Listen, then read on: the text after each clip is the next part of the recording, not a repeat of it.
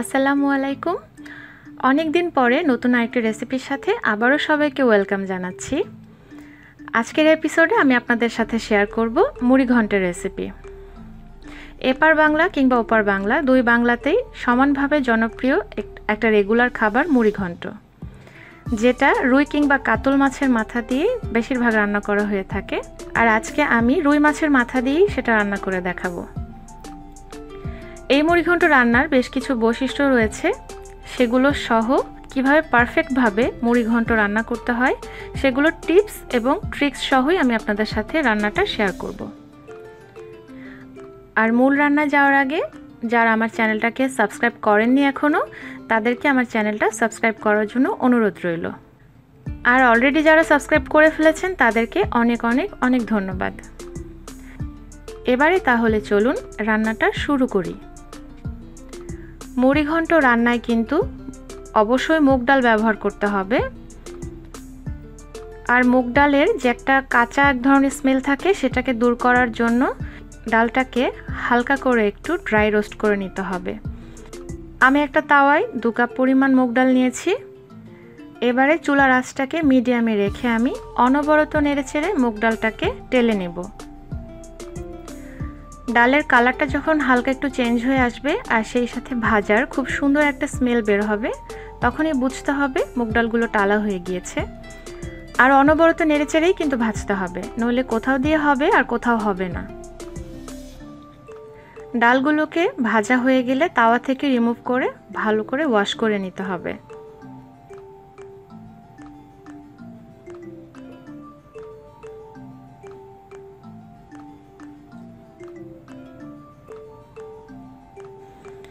এবারে এদিকে রান্নার জন্য আমি নিয়েছি রুই মাছের মুড়ো অর্থাৎ মাথা যেটাকে বলি। এর সাথে আমি 2টো পিসও নিয়েছি, যাতে রান্নাটায় একটু মাছ মাছ ভাবটা বেশি আসে সেটার জন্য। এটা অবশ্যই অপশনাল, শুধুমাত্র মাথা দিয়ে আপনারা করতে পারবেন। আর মাছের মাথা সহ পিসগুলোকে আমি আগে ভাগেই খুব ভালো করে ক্লিন করে নিয়েছি। আচ্ছা, এবারে রান্না শুরু করছি। আর একটা কড়াই আমি দিয়ে দিলাম প্রায় 1.25 কাপের পরিমাণ তেল। আর মেজারমেন্টগুলো যাদের এখানে বুঝতে অসুবিধা হবে তারা আমার ডেসক্রিপশন বক্সটা অবশ্যই চেক করে নেবেন, সেখানে আমি সবগুলো ইনগ্রেডিয়েন্টসের মেজারমেন্ট মেনশন করে দিব। এই তেলের মধ্যে দিয়ে দিচ্ছি গরম মশলা। এখানে দারচিনি নিয়েছি 2টো টুকরো করে, আর নিয়েছি প্রায় 7-8টার মতো সাদা এলাচ আর 2টো তেজপাতা। তেলের মধ্যে গরম মশলার সুন্দর একটা ঘ্রাণ যখন ছড়িয়ে পড়বে তখনই দিয়ে দিচ্ছি কুচি করে রাখা পেঁয়াজ। আর আমি এখানে 1 কাপ পরিমাণ পেঁয়াজ ইউজ করছি। আর এই পেঁয়াজগুলো কিন্তু ফ্রোজেন। পেঁয়াজ, মরিচ, আদা, রসুন বিভিন্ন জিনিস কিভাবে ফ্রোজেন করে রাখতে হয় এবং সেটা পরবর্তীতে কিভাবে রান্নায় ইউজ করা যাবে, তাতে করে রান্নার টেস্টের কোনো রকম হেরফের হবে না, সেগুলো যদি আপনারা জানতে চান তাহলে অবশ্যই আমাকে কমেন্ট করে জানাবেন। আমি সেগুলোর উপরে ভিডিও তৈরি করার চেষ্টা করব।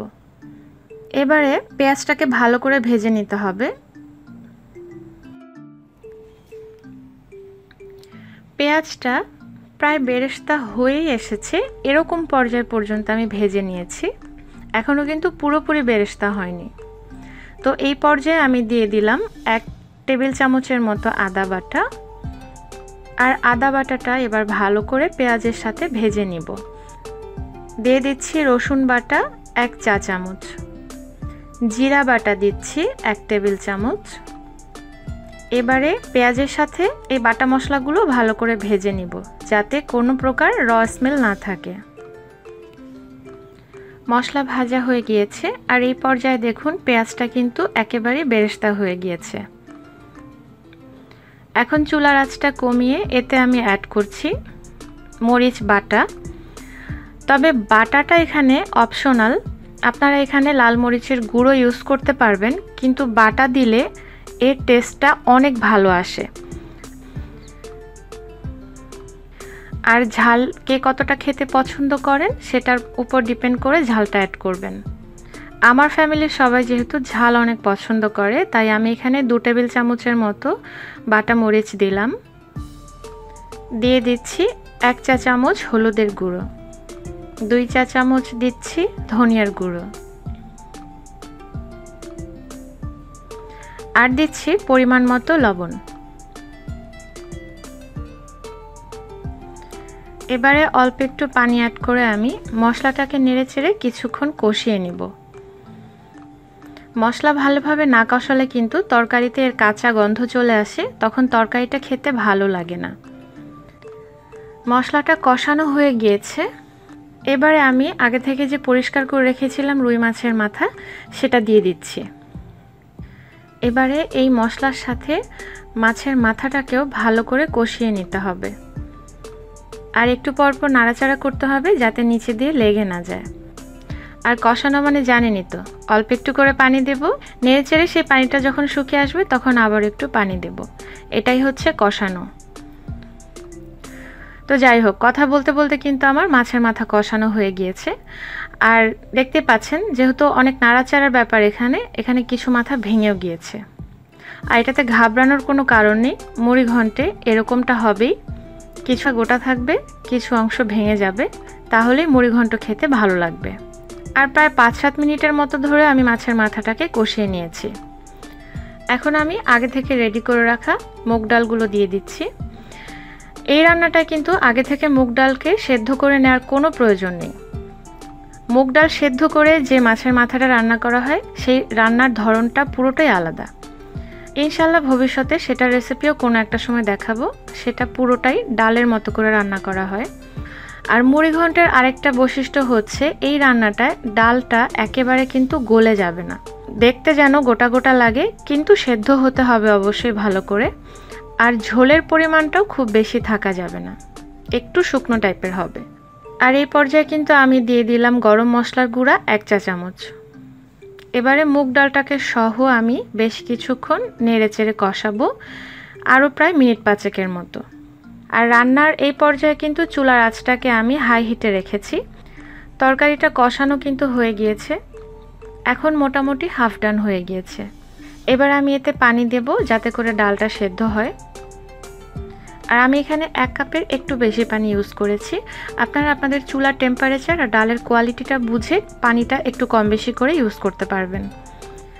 এবারে ঢাকনা দিয়ে দিচ্ছি আর চুলার আঁচটাকে কমিয়ে এখন মিডিয়ামে করে দিচ্ছি। এভাবে আমি রান্না করব যতক্ষণ না পর্যন্ত মাছের মাথা, ডাল সব কিছু খুব ভালো করে সেদ্ধ হয়ে যায়। আমার রান্না কিন্তু এখন হয়ে গিয়েছে। আমি ঢাকনা সরিয়ে নিলাম আর আমি এখন তরকারিটা আপনাদেরকে দেখাচ্ছি। ডালটা কিন্তু সেদ্ধ হয়ে গিয়েছে আর ঘনত্বটা আপনারা দেখুন, গায়ে মাখা একটা ভাব। ডালটা টিপ দিয়ে আমি দেখিয়ে দিলাম, ডালটা কিন্তু সেদ্ধ হয়েছে কিন্তু গোটা রয়েছে, একেবারে গলে ডাল ডাল হয়ে যায়নি। আগেই বলেছি সেই ডাল দিয়ে মাছের মাথা সেটা সম্পূর্ণ একটা আলাদা রেসিপি, আর এটা আলাদা। মুড়ো ঘন্টর সবচেয়ে বড় বৈশিষ্ট্য হচ্ছে ডালটা গোটা থাকতে হবে এবং ঝোলের পরিমাণ কম থাকবে। ভাজা জিরার গুঁড়া দিয়ে দিলাম 1 চা চামচ, এতে করে ঘ্রাণটা খুব সুন্দর আসবে। আর এই তরকারিটা যখন একটু ঠান্ডা হবে এর ঝোলের পরিমাণটা আরেকটু কমে আসবে আর তেলটাও তখন আরেকটু টেনে নেবে। রান্না এখন পুরোপুরি কমপ্লিট, এখন পরিবেশনের পালা। গরম ভাতের সাথে এরকম মজাদার একটা মুড়ি ঘন্ট হলে আর কি লাগে বলুন তো? আমার তো আর কিছুই লাগে না। এই মুড়ি ঘন্ট ছাড়াও আমার চ্যানেলে রুই মাছের কালিয়া, ইলিশ মাছের শাহী কোরমা সহ অনেক মজার বিভিন্ন ধরনের মাছের রেসিপি আপলোড করা আছে। আপনারা সেগুলোও কিন্তু চেক করতে পারবেন, আমি লিংক ডেসক্রিপশন বক্সে অবশ্যই দিয়ে দিব। আর সেই সাথে তৈরি হয়ে গেল আমাদের মজাদার রুই মাছের মাথা দিয়ে মুড়ি ঘন্ট। আশা রাখছি আমার আজকের রেসিপি আপনাদের কাছে ভালো লেগেছে। চেষ্টা করেছি খুবই সহজভাবে, খুবই সহজ কয়েকটা উপকরণ দিয়েই খুব মজাদার একটা রেসিপি তৈরি করার। যদি ভালো লেগে থাকে লাইক, কমেন্ট, শেয়ার করতে তো ভুলবেনই না। আর আবারও বলছি, যারা আমার চ্যানেলটা সাবস্ক্রাইব করেননি অবশ্যই তারা সাবস্ক্রাইব করে ফেলবেন। আজকে বিদায় নিচ্ছি, দেখা হবে পরের এপিসোডে নতুন কোনো রেসিপির সাথে। সবাই ভালো থাকবেন, সুস্থ থাকবেন। আল্লাহ হাফেজ।